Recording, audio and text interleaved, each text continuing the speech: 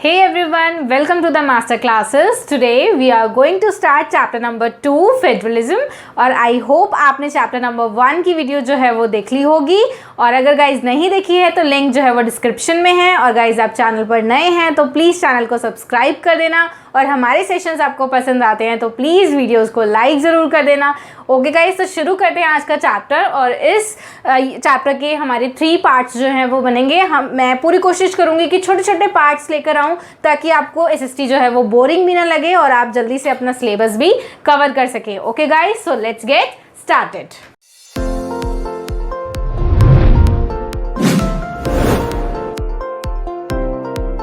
कि फेडरलिज्म एक वो सिस्टम है गवर्नमेंट का जिसमें 2 और मोर लेवल्स होते हैं गवर्नमेंट के, जिनको हम कह सकते हैं कि जो पावर है वो बेसिकली डिवाइडेड होती है between central authority and various constituent units of the country. अगर हम इंडिया की बात करें बच्चों तो क्या होता है कि इंडिया में आपने देखा होगा कि एक सेंट्रल गवर्नमेंट है जिसको हम यूनियन गवर्नमेंट भी बोलते हैं, जो कि पूरी कंट्री की है और वो किन टॉपिक्स पर अपना जो डिसीजंस लेती हैं वो होते हैं जो कि नेशनल इंटरेस्ट के टॉपिक्स हैं। ओके, फिर नेक्स्ट हम आते हैं अगर कॉन्स्टिट्यूएंट यूनिट्स की बात करें बच्चों तो हमारे इंडिया में स्टेट्स में स्टेट गवर्नमेंट होती है। ओके, तो स्टेट गवर्नमेंट क्या करती है, अपने अपने स्टेट्स के जो एडमिनिस्ट्रेटिव डिसीजंस हैं बच्चों उनके डिसीजंस लेती है। ओके, तो federalism is a system of government, वो एक ऐसा सिस्टम है जिसमें जो पावर है वो डिवाइडेड होती है 2 और मोर यूनिट्स में। ओके, 2 और मोर जो है लेवल्स में।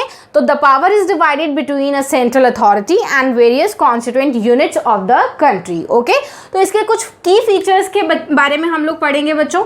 इसमें सबसे पहला जो की फीचर है जो हमने अभी देखा 2 और more levels of government. Okay, next अगर हम बात करें तो हर जो टायर होता है, हर जो लेवल होता है इसका, उसकी अपनी जुरिस्डिक्शन होती है, अपना एरिया होता है, रीजन होता है जो कि स्पेसिफिक मैटर्स के लिए होता है। जैसे लेजिस्लेशन में अगर लॉज की बात करें, टैक्सेशन की बात करें, एडमिनिस्ट्रेशन की बात करें, तो इन सब के लिए जो भी हर एक टायर है, स्टेट गवर्नमेंट है, वो अपने अकॉर्डिंग, अपने रीजन के अकॉर्डिंग डिसीजंस जो है वो ले सकती है, उनका अपना जुरिस्डिक्शन होता है। ओके, नेक्स्ट अगर हम बात करें तो ये जो अथॉरिटी है इसकी एग्जिस्टेंस जो है बच्चों, इसमें कॉन्स्टिट्यूशन में जो बातें लिखी गई हैं वही सब माननी होती हैं, तो ये कॉन्स्टिट्यूशनली गारंटीड है। Okay, existence and authority of each tyre of the government is constitutionally guaranteed. Okay, constitution में ये सारी बातें लिखी हुई हैं। Okay, and provisions of the constitution cannot be unilaterally changed by one level of government। देखो, अगर सेंट्रल गवर्नमेंट के पास ज़्यादा पावर है इसका मतलब ये नहीं है कि वो कुछ भी चेंज कर सकती है। कोई भी एक लेवल ऑफ गवर्नमेंट जो है वो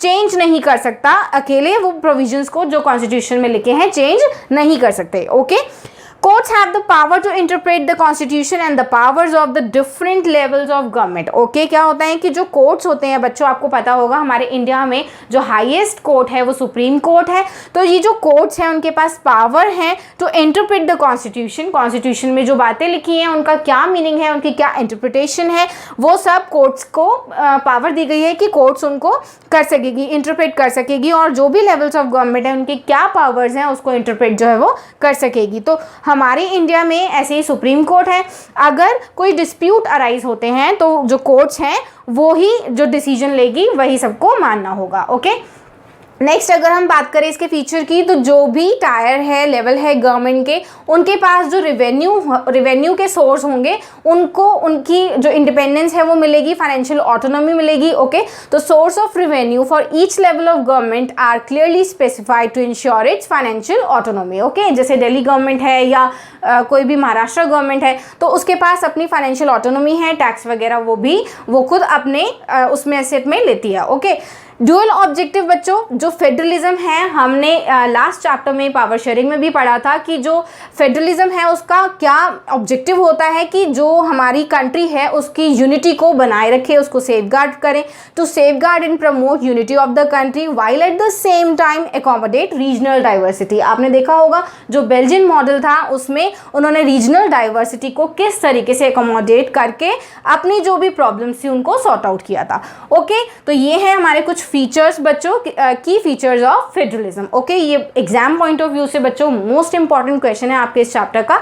ओके, नेक्स्ट अगर हम आए बच्चों तो इसमें जो फेडरलिज्म है बेसिकली कुछ फेडरेशंस जो होती हैं वो फॉर्म ले सकती हैं, जैसे coming together federations and holding together federations. तो इसको हम डिफरेंस इसका देखेंगे कि क्या होता है। कमिंग टुगेदर फेडरेशन में बच्चों कुछ इंडिपेंडेंट स्टेट्स जो हैं वो एक साथ आते हैं और एक बिगर यूनिट बनते हैं। ओके, जैसा कि यूएसए में है, यूनाइटेड स्टेट्स ऑफ अमेरिका, इसमें बेसिकली काफ़ी सारे इंडिपेंडेंट स्टेट्स जो हैं वो एक साथ आए और उन्होंने एक बिगर यूनिट जो है वो फॉर्म की। ओके, ऐसा ही स्विट्जरलैंड में देखने को मिलता है, ऐसा ही हमारा ऑस्ट्रेलिया में भी देखने को मिलता है।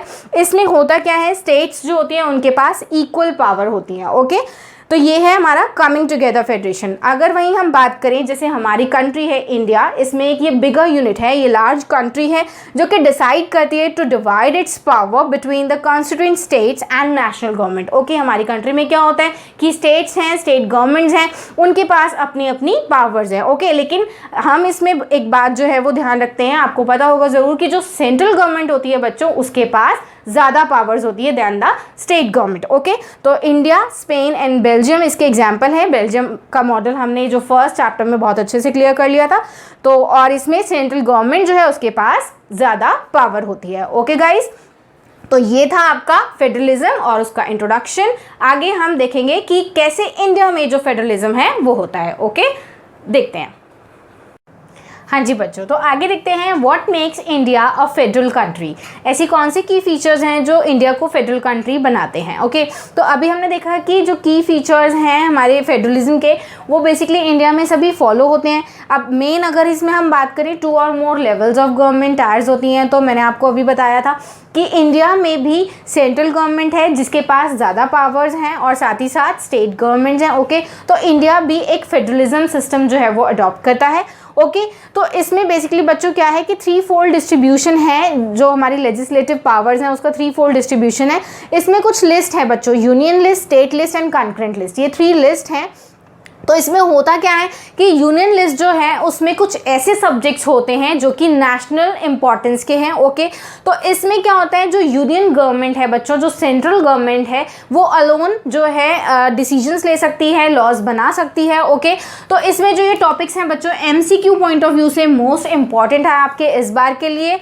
तो इसमें आते हैं टॉपिक्स जैसे defence, foreign affairs, banking, communications and currency. Okay, तो इन मैटर्स की अगर हम बात करें तो ये ऐसे मैटर्स हैं जो कि पूरे नेशन के लिए इंपॉर्टेंस रखते हैं और इन पे एक तरीके से यूनिफॉर्म लॉज होना जो है बहुत ही इंपॉर्टेंट है। तो इसीलिए इन सब्जेक्ट्स पर जो लॉज है वो कौन बना सकता है, यूनियन गवर्नमेंट बना सकती है और इसको हम यूनियन लिस्ट बोलते हैं। ओके, तो इसमें सेंट्रल गवर्नमेंट जो है वो क्या करती है, ये सारे काम जो है इसमें करती है। ओके, तो defence, foreign affairs, banking, communications, currency. Okay, next अगर हम बात करें बच्चों स्टेट लिस्ट की, तो स्टेट लिस्ट में क्या होता है कि जो स्टेट है उसके कंसर्न सब्जेक्ट्स होते हैं या फिर लोकल इंपॉर्टेंस है जिनकी, उससे कंसर्न सब्जेक्ट्स होते हैं और इस पे स्टेट गवर्नमेंट अलोन जो है वो लॉज बना सकती है।